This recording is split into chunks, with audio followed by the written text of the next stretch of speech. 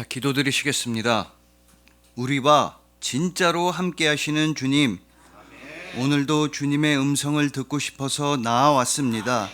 그저 주님이 좋아서 나아왔습니다. 우리를 사랑하시는 주님을 우리도 정말로 사랑합니다. 십자가로서 우리를 사랑하시고 부활로서 우리를 구원하신 우리 주님 예수 그리스도의 이름으로 기도합니다. 아멘.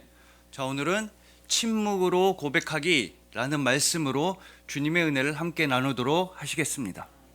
여러분, 왜 이런 유명한 이야기가 있지 않습니까? 두 중년 여성분께서 대화를 하다가 한 여성분이 다른 여성분한테 질문을 한 겁니다.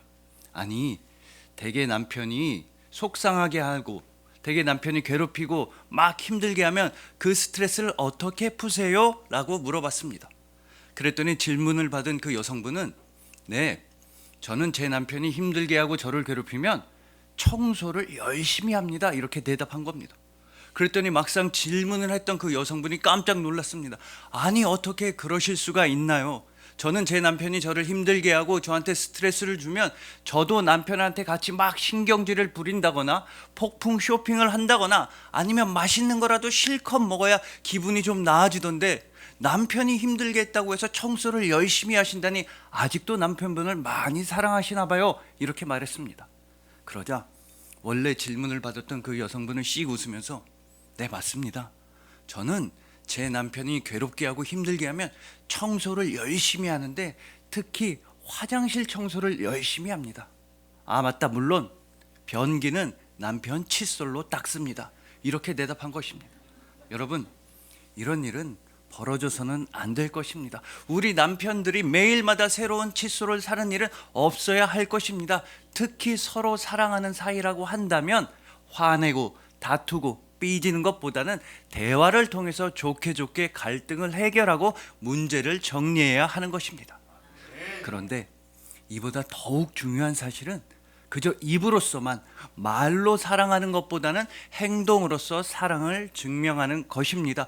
고요한 침묵 가운데서도 진실된 사랑을 고백하는 것입니다. 바로 오늘 본문에는 고요한 침묵 가운데서도 사랑을 고백하는 사람들이 나타나고 있습니다. 이 사람들은 화려한 미사여고 이 세상에서의 멋진 말보다는 그저 거룩한 침묵으로서, 사랑의 침묵으로서 온전히 사랑을 성취해 나갔던 것입니다.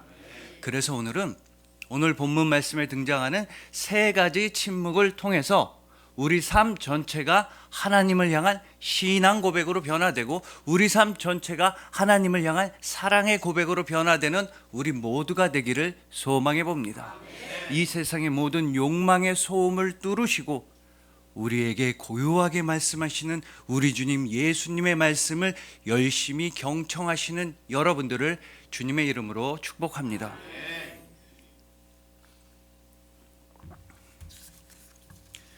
자, 첫 번째는 다리오 왕의 침묵입니다.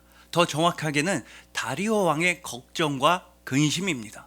오늘 본문에서 다리오 왕은 정말 큰 고민에 빠져 있었습니다. 자기가 너무나 아끼고 총애하고 사랑하던 신하 다니엘을 사자굴에 던져야만 했기 때문입니다. 자, 일단 오늘 본문 14절입니다.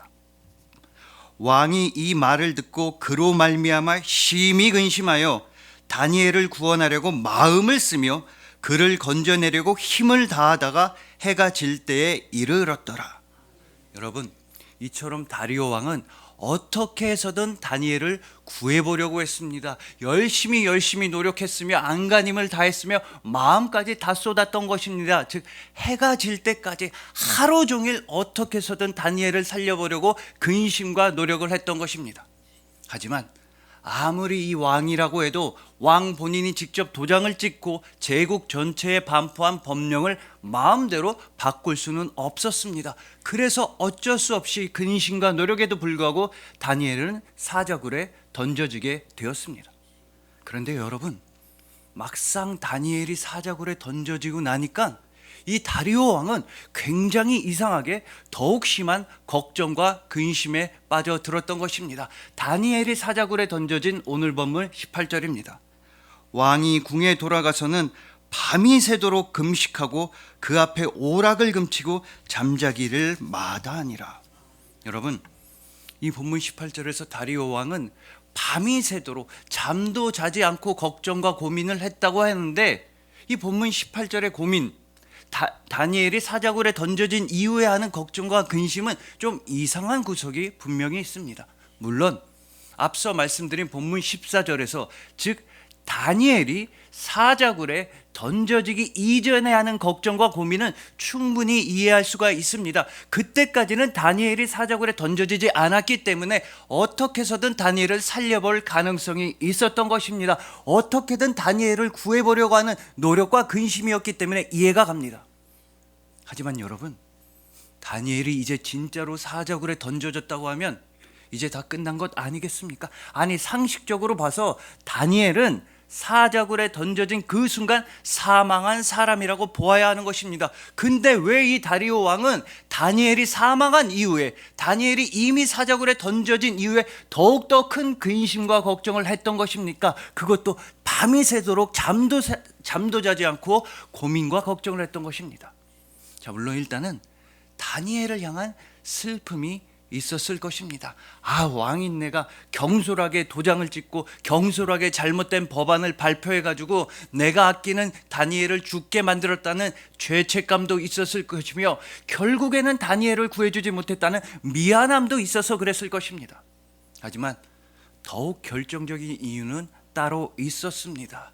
다리오 왕이 밤을 새면서까지 걱정과 근심을 해야 했던 그 결정적인 이유는 오늘 본문 16절에 나타나 있습니다. 본문 16절에서 다니엘이 사자굴에 던져지는 그 순간에 다리오 왕은 이렇게 외쳤던 것입니다. 왕이 다니엘에게 이르되 내가 항상 섬기는 너의 하나님이 너를 구원하시리라 하니라. 여러분, 다리오 왕에게는 아주 작은 희망이 있었던 것입니다. 다니엘이 열심히 섬기던 다니엘의 하나님이 혹시나 다니엘을 구원해 주시지 않을까, 다니엘을 살려주시지 않을까라는 아주 작은 기대가 있었던 것입니다. 아주 작은 희망, 아주 작은 기대가 있었기 때문에 다리오 왕은 밤을 새지 않으면서 근심하고 걱정할 수가 있었던 것입니다. 여러분, 이처럼 우리도 하나님을 향한 아주 작은 소망만 있다면, 아주 작은 기대만 있다고 한다면 그때 우리는 끝끝내 포기하지 않게 되는 것입니다. 겨자씨 하나일 만한 믿음만 있다고 한다면 그때 우리는 우리의 삶을 있는 그대로 긍정할 수 있게 되는 것이며, 그때 우리는 어떻게든 살아보려고 애를 쓰게 되는 것이며, 그때 우리는 어떻게든 더욱 사랑하려고도 애를 쓰게 되는 것입니다. 여러분, 한 가지 더 중요한 점이 있습니다. 우리는 다니엘을 향하는 다리오 왕의 마음을 깊이 생각해 봐야 합니다.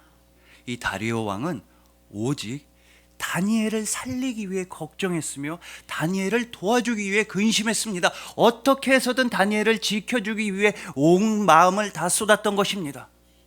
그렇다면 이쯤에서 우리는 우리의 마음을 돌아보아야 합니다. 우리가 과연 지금 어디에 마음을 쏟고 있는지를 살펴보아야 하는 것입니다. 마치 다리오 왕처럼 다른 사람들을 도와주기 위해 걱정하고 있느냐, 다른 사람들을 살리기 위해 애를 쓰고 있는지, 사람들의 영혼을 사랑하는 마음에서 온 마음을 쏟고 있는지, 그게 아니라면 내 욕심을 위해 걱정과 근심을 하고 있는지, 그저 내 앞날이 잘 되기만 위하여서 내 마음을 다 쏟고 있는지를 한번 돌아볼 필요가 있다는 것입니다. 즉, 지금 이 순간 우리는 사랑을 위하여서, 사랑을 위해 마음을 다 쏟을 것인가, 아니면 미움 때문에, 그저 내 욕심 때문에 마음을 다 쏟을 것인가를 선택해야 한다는 것입니다. 여러분, 아마도 세상 대부분의 사람들에게 있어서 가장 큰 걱정거리, 가장 큰 고민거리는 바로 돈일 것입니다. 돈은 물론 아주 가끔 우리를 기쁘게도 하지만 대부분은 우리는 돈 때문에 더욱더 힘들고 어렵고 한숨도 많이 쉬게 되는 것입니다. 그래서 어느 심리학자는 사람들에게 이런 질문을 해보았습니다. 자, A라고 하는 게임과 B라고 하는 게임 둘 중에 하나만 선택해야 합니다. 근데 A를 선택하면 100%의 확률로 무조건 현금 1억 원을 받게 되는 겁니다. 반대로 B를 선택하면 80%의 확률로 1억 원을 받게 되고, 10%의 확률로는 무려 5억 원이나 받게 되고 나머지 10%의 확률로는 꽝입니다. 빵원을 받는 겁니다. 자, 그러면 여러분은 A랑 B 중에 어떤 것을 선택하시겠습니까? 사람들한테 질문을 해보면 50대 50 정도로 반반으로 갈린다고 합니다. 안정적인 걸 추구하는 분들은 A를 선택해서 당장 확실하게 1억 원을 받지 뭐 이러면서 A를 선택합니다. 그러나 모험적인 성향인 분들은 아니 왜 10%나 되는 확률로 5억 원을 받을 수도 있고 또 80%는 1억 원을 받을 수 있는데 뭐 하면서 B를 선택하게 됩니다. 대부분 반반으로 50대 50 정도로 갈린다고 합니다. 하지만 여러분, 똑같은 조건과 똑같은 확률과 똑같은 게임입니다. 하지만 질문을 아주 조금만 바꾸면 사람들의 선택은 완전히 바뀐다는 것입니다. 그때는 50대 50이 아니라 한쪽으로 왕창 쏠리게 된다는 것입니다. 자, 질문을 어떻게 바꾸냐면 이번에는 똑같이 A랑 B 중에 선택을 하셔야 하는데 이번에는 그냥 공짜로 거저로 돈을 받는 게 아닙니다. 이번에는 여러분들이 1년 동안 열심히 애쓰고 수고한 연봉을 받아야 하는데 A랑 B 중에 선택을 해야 하면 뭐를 선택하시겠습니까? 그러면 대부분의 사람들은 A를 선택한다고 합니다. 아니 내가 1년 동안 밥도 제대로 못 먹고 애를 쓰고 잠도 제대로 자지 못하면서 수고한 그 연봉인데 어떻게 꽝이 10%나 되는 그 확률, 한 푼도 못 받는 확률이 10%나 되는 그런 도박적인 선택을 할 수가 있겠습니까? 실제로 도박 중독 경향이 있는 분들은 B를 선택한다고 합니다. 여러분, 이처럼 똑같은 돈이지만 어떻게 바라보는지에 따라서 그 돈의 의미가 완전히 달라지게 되는 것입니다. 마찬가지로 우리 삶도 어떻게 바라보고 우리 마음을 어디에 쏟을지에 따라서 우리가 살아가는 방식이 완전히 달라지게 되는 것입니다. 즉 우리는 마치 다리오 왕처럼 다른 사람들을 살리기 위해서 걱정과 근심을 할 것이냐, 다른 사람들을 도와주기 위해 우리의 마음을 다 쏟을 것인지, 아니면 마치 다니엘을 죽이려고 마음먹었던 그 신하들처럼 다른 사람들을 미워하는 데 있어서 마음을 다 쓸 것인지, 내 욕심과 시기 질투를 위해 걱정과 근심을 할 것인지, 우리는 둘 중에 하나를 선택해야 한다는 것입니다. 그래서 우리한테 정말로 필요한 것은 거룩한 걱정과 사랑의 근심입니다. 아니 왜 걱정과 근심이 필요하냐고 물어보실 수도 있겠지만 이 거룩한 걱정은 다른 게 아니라 어떻게 하면 한 명의 영혼이라도 예수님 앞으로 인도할 수 있을지 열심히 하는 것이 거룩한 걱정입니다. 사랑의 근심은 다른 게 아니라 어떻게 해야 내가 교회를 잘 섬길 수 있을지, 다른 성도님들을 잘 도와줄 수 있을지 열심히 하는 것이 바로 사랑의 근심인 것입니다. 그리고 우리가 이렇게 거룩한 걱정과 사랑의 근심으로 우리 삶을 채워나간다면 이런 위대하고도 아름다운 일이 우리에게 예비되어 있다고 고린도후서 7장 10절은 말씀하고 있는 것입니다. 하나님의 뜻대로 하는 근심은 후회할 것이 없는 구원에 이르게 하는 회개를 이루는 것이요 세상 근심은 사망을 이루는 것이니라. 여러분, 하나님의 뜻대로 하는 근심, 주님 나라와 교회와 다른 성도님들과 다른 영혼들을 위해서 하는 거룩한 걱정과 사랑의 근심은 우리로 하여금 구원에 이르는 회개를 하게 도와주는 것입니다. 이 세상의 사망과 슬픔과 절망을 다 떠나서 오직 영원한 나라만 바라볼 수 있게 해주는 것입니다. 여러분, 이처럼 하물며 일국의 왕인 다리오 왕이 자기 신하 다니엘을 위해 온 마음을 다 쏟았다고 한다면 만왕의 왕이신 예수님께서는 여러분을 위해 어떤 마음을 쓰고 계시겠습니까? 예수님은 온 마음을 다하셔서 여러분만 바라보시고 여러분만 사랑하십니다. 예수님은 여러분들이 혹시나 믿음을 소홀히 하지는 않을까, 말씀을 떠나지는 않을까, 예수님은 온 마음을 여러분에게만 쏟고 계십니다. 예수님은 물론 만왕의 왕이시지만 무엇보다 예수님은 여러분을 사랑하시는 사랑의 왕이십니다. 예수님은 단 1초도 쉬지 아니하시고 여러분만 바라보고 계십니다. 그러니 부디 항상 여러분만 바라보시고 사랑하시는 그 예수님의 기쁨이자 영광이 되시길 소망합니다. 오늘 이 예배에 우리와 함께 하시는 예수님의 웃음과 미소가 되시길 소망하는 것입니다. 오직 주님 나라를 위하는 거룩한 걱정과 사랑의 근심으로써 예수님의 미소가 되시고 예수님의 기쁨이 되시고 예수님의 자랑이 되신 여러분들을 주님의 이름으로 축복합니다.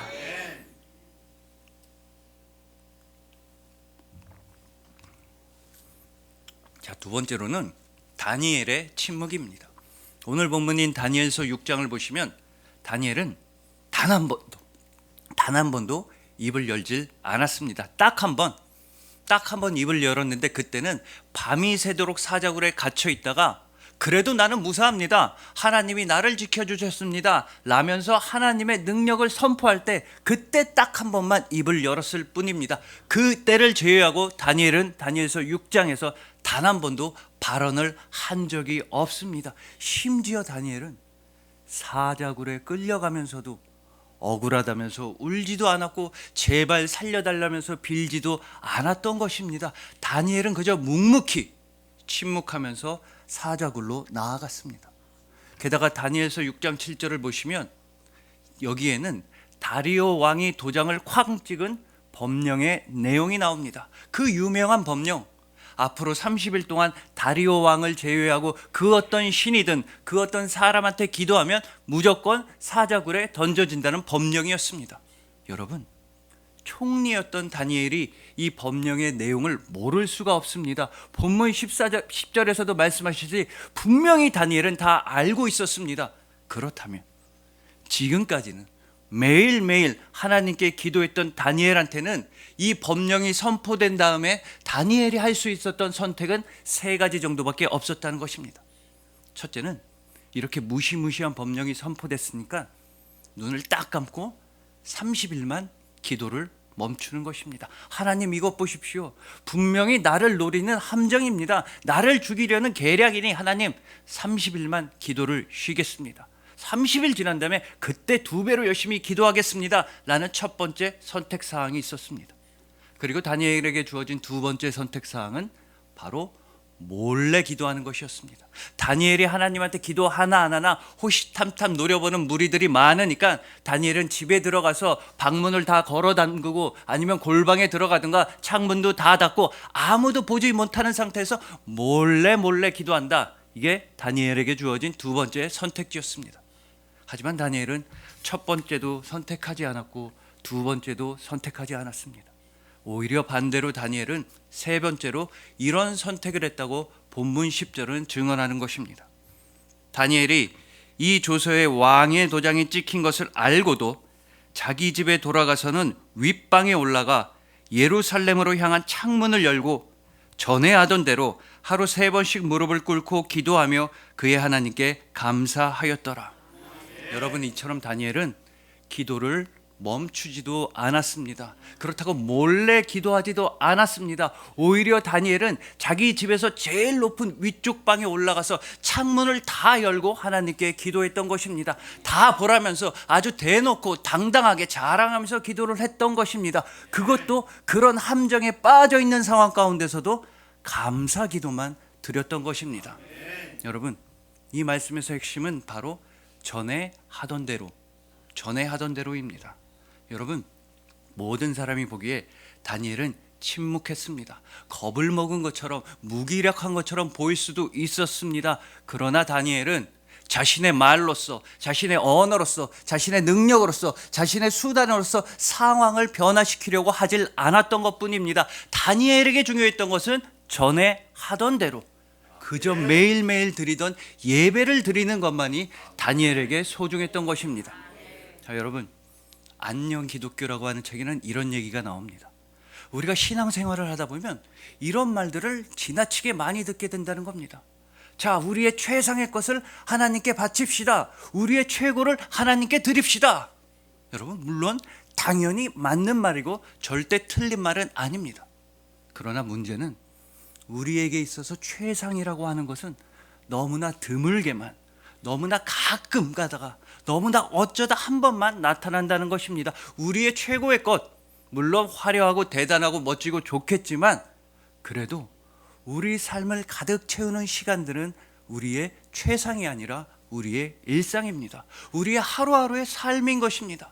더군다나 우리의 최상이라고 하는 것은 이미 주변 모든 사람들이 다 알게 되어 있습니다. 이미 충분한 상을 받은 것이나 다름이 없습니다. 하지만 우리의 최상이 아니라 우리의 일상은 과연 누가 알고 있습니까?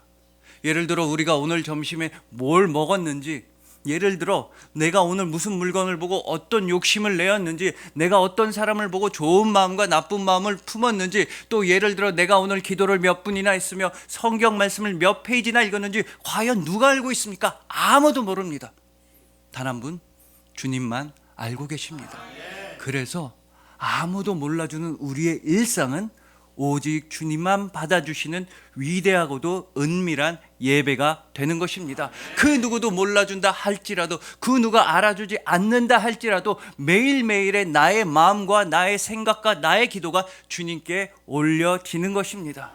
그래서 여러분, 비록 모든 세상 사람들이 보기에 다니엘은 침묵하고 겁을 먹고 힘이 없는 것처럼 보였을 수도 있습니다. 하지만 다니엘은 전에 하던 대로 매일매일의 일상을 예배로 채우기로 결단했던 것입니다. 그래서 우리도 우리의 하루하루를 예배로서 주님께 올려드려야 하는 것입니다. 바로 그렇기 때문에 예를 들어서 아무도 알아주지 않지만, 아무에게도 인정을 받지 못한다 하더라도 열심히 교회 청소를 하시는 성도님들, 성전 청소를 하는 그 봉사를 하시는 성도님들은 굉장히 큰 복을 받게 되는 것입니다. 그 성도님들이 성전을 열심히 청소해서 성전이 청결해지면 청결해질수록 그 성도님의 마음 역시 청결해지게 되는 것입니다. 그리고 잘 아시다시피 마음이 청결한 자는 복이 있나니 그들이 하나님을 보게 되는 것입니다. 또한 차량 운행 봉사, 주차 봉사를 열심히 하시는 분들도 엄청나게 큰 복이 있습니다. 사람들한테는 칭찬이 아니라 비난만 받는 자리일 수도 있습니다. 하지만 하나님이 칭찬해 주십니다. 하나님이 칭찬을 어떻게 해 주시냐면, 차량 운행을 열심히 하는 분들은 내가 비록 교회 차량을 운행하고 있지만 그보다 훨씬 중요한 사실은 주님이 내 삶을 운행하여 주시는구나. 예수님 내 인생의 차장이 되어 주셔서 너무나 감사합니다라는 감사의 기도가 터져 나오게 되어 있는 것입니다. 그리고 전도를 열심히 하는 성도님들은 가장 큰 은혜를 받게 되는 것입니다. 여러분, 이 세상에서 가장 은혜로운 말씀이 무엇입니까?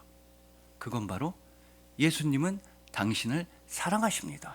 이 말씀이 세상에서 가장 은혜롭습니다. 그러면 전도를 열심히 하는 성도님이 있다고 생각을 해보십시오. 그 성도님은 이제 길가로 나가서 지나가는 100명의 사람을 붙잡고 100명에게 전부 다 예수님은 당신을 사랑하십니다, 함께 천국 갑시다, 이 말씀을 전할 것입니다. 그렇다면 그냥 길을 가던 그분은 그 은혜로운 말씀을 한 번만 듣고 은혜도 한 번만 받게 되지만, 열심히 전도를 하시는 그 성도님, 100번에 걸쳐서 예수님은 당신을 사랑하십니다 라고 고백한 그 성도님은 100번이나 세상에서 가장 은혜로운 말씀을 본인이 직접 먼저 듣게 되는 것입니다. 즉 100배의 은혜를 받게 되는 것이며 100배의 사랑을 받게 되는 것이며 100배의 결실을 거두게 되는 것입니다.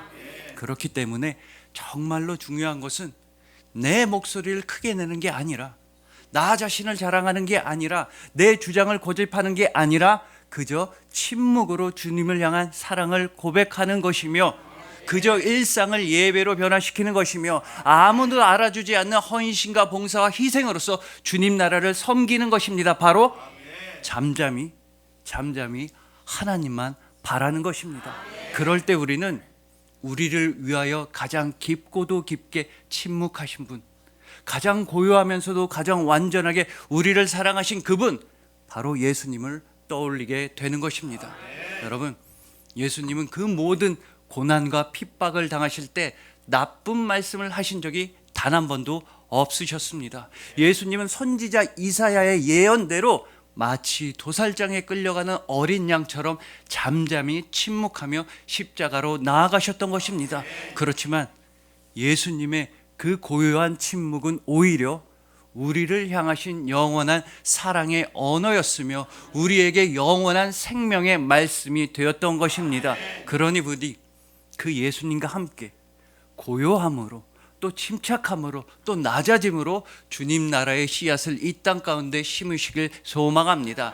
다니엘처럼 침묵하면서 다니엘처럼 전에 하던 대로 매일매일 하루하루의 일상을 예배로 변화시키시고 기도로 변화시키시고 사랑으로 변화시키시는 여러분들을 주님의 이름으로 축복합니다.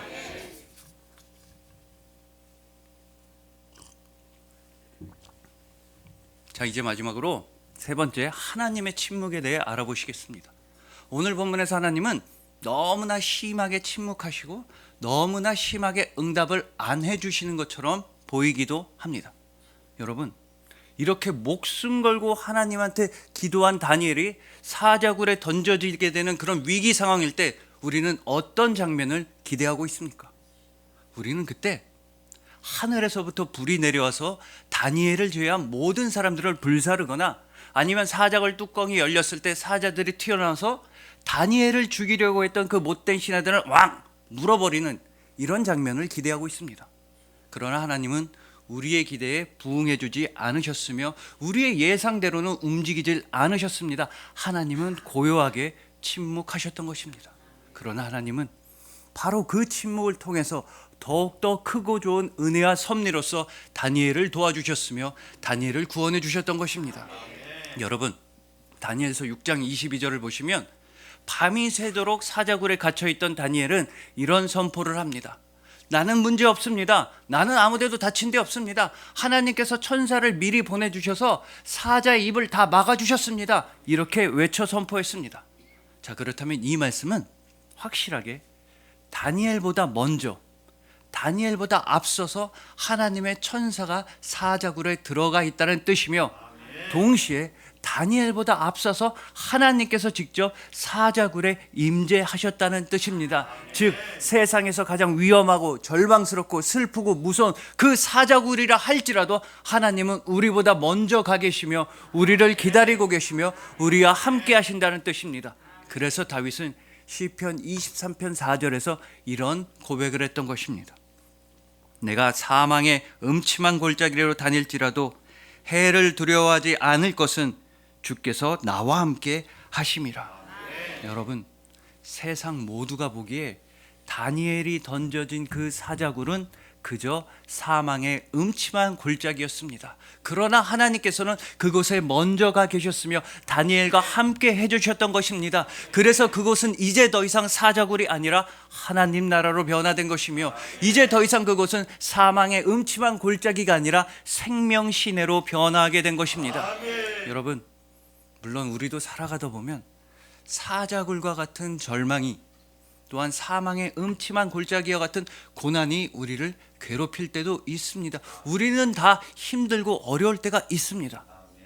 그렇지만 최종적으로는, 결과적으로는 우리는 승리합니다. 우리는 끝끝내 이겨내게 되어 있습니다. 물론 잠시 잠깐 힘들 수는 있지만 우리는 영원한 기쁨의 소망을 누리고 있는 것입니다. 왜냐하면 우리보다 앞서서 사자굴로 가신 그분의 사랑이, 우리보다 앞서서 사망의 음침한 골짜기로 나아가신 그분의 사랑만이 우리의 소망이자 승리이자 기쁨이기 때문인 것입니다. 예수님께서는 우리보다 앞서서 우리를 대신해서 사자굴이라고 하는 십자가로 나아가셨습니다. 예수님께서는 십자가에서 우리를 대신해서 죽음을 당하셨던 것입니다. 오직 우리의 죽음마저도 완전히 승리하시기 위함이었습니다. 또한 예수님은 진정한 사망의 음침한 골짜기, 바로 무덤에서 부활하셨습니다. 오직 우리를 무덤에서 불러주시고 우리에게 영원한 부활 생명을 주시기 위함이었던 것입니다. 그 예수님의 사랑만이 우리로 하여금 살아가게 합니다. 그 예수님의 사랑만이 우리로 하여금 사랑하게 합니다. 그 예수님의 사랑을 받으시는 여러분들의 유일한 직분, 유일한 소명, 유일한 이름이 바로 그리스도인인 것입니다. 그리하여 주님 나라를 향한 거룩한 걱정과 사랑의 근심을 통하여 이 땅 가운데 하늘나라의 씨앗을 심으시는 여러분들, 매일매일이 예배가 되고 하루하루가 기도가 되고 매일매일이 사랑이 되시는 여러분들, 오직 예수님의 사랑으로 말미암아 사자굴이 하나님 나라로 변화되고 사망의 음침한 골짜기가 생명시내로 변화되신 여러분들을 진심으로 사랑하고 축복합니다. 기도드리시겠습니다. 우리와 진짜로 함께 하시는 주님, 주님의 함께 하심으로 우리는 승리하였습니다. 이미 승리하였습니다. 그래서 우리도 주님 나라를 위해 거룩한 걱정을 합니다. 어찌해야 온 천하보다 귀한 한 영혼을 살릴 수 있을지, 한 명이라도 더 예수님 앞으로 인도할 수 있을지 사랑에 고민을 합니다. 바로 주님의 마음을 닮은 사랑을 합니다. 그러기 위해서 우리의 하루하루를 온전히 주님 손에 올려드립니다. 아무도 알아주지 않고 아무도 인정해주지 않는다 할지라도 헌신과 봉사와 섬김으로써 주님 나라를 청결하게 세워갑니다. 아무도 알아주지 않아도 주님이 알아주시고 주님이 채워주시기에 우리는 오직 감사입니다.